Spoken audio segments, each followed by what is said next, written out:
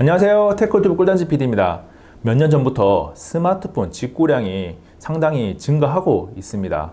그런데 과거에는 대부분 중국 스마트폰 위주였다면 최근에는 국내 제조사인 삼성전자의 스마트폰을 직구하는 인구도 많이 늘어나고 있어요.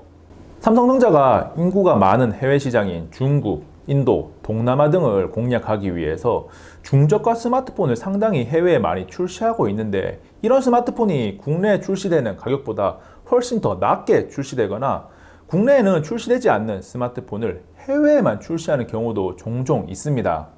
최근에 저도 삼성의 갤럭시 A60, 즉 중국에서만 출시된 제품을 직구하기도 했는데요. 국내에서는 보기 드문 가성비를 가진 제품이었어요.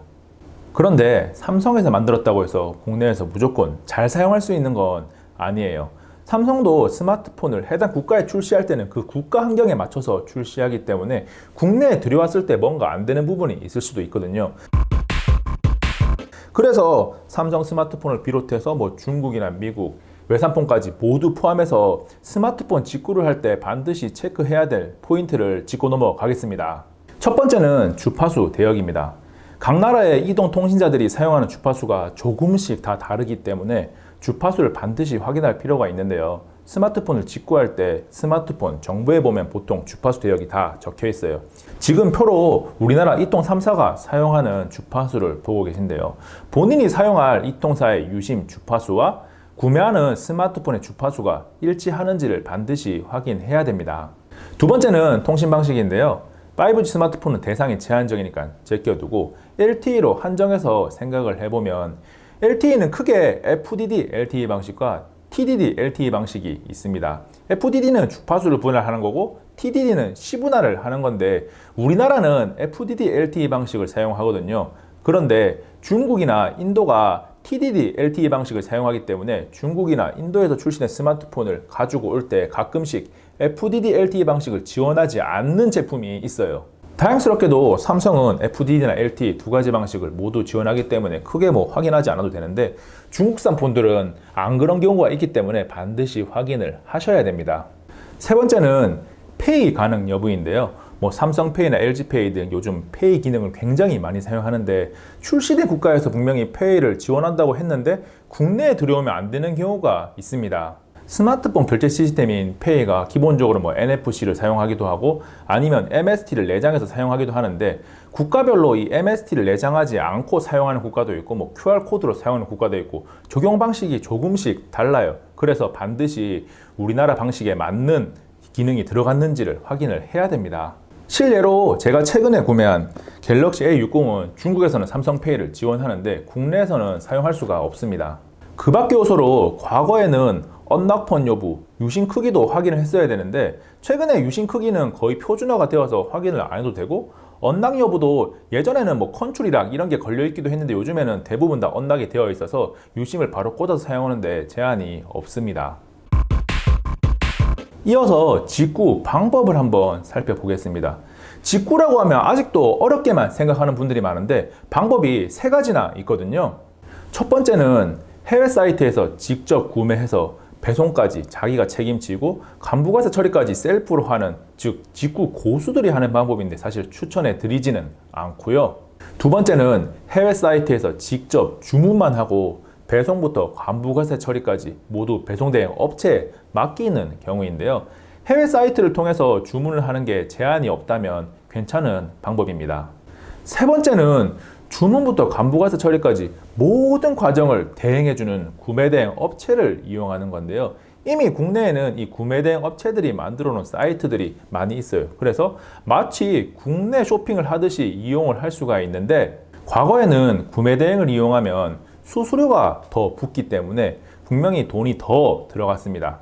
그런데 최근에는 이 형태가 조금 바뀌었거든요. 구매대행 업체들이 워낙 대형화되는 경우가 많아서 대량으로 유통을 하기 시작했습니다.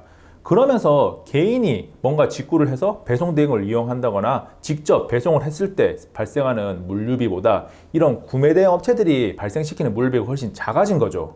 그래서 이 구매대행 업체를 이용하는 것이 편하기도 하지만 과거에 비해서 비용 차이가 많이 사라진 것도 있거든요. 꿀단지 PD도 뭐 리뷰를 위해서건 제가 사용하기 위해서건 직구를 굉장히 많이 하는 편인데, 과거에는 직접 주문을 해서 뭐 배송 대행을 이용한다거나 다양한 방법을 이용을 했었는데, 최근에는 그냥 구매 대행을 이용하고 있습니다.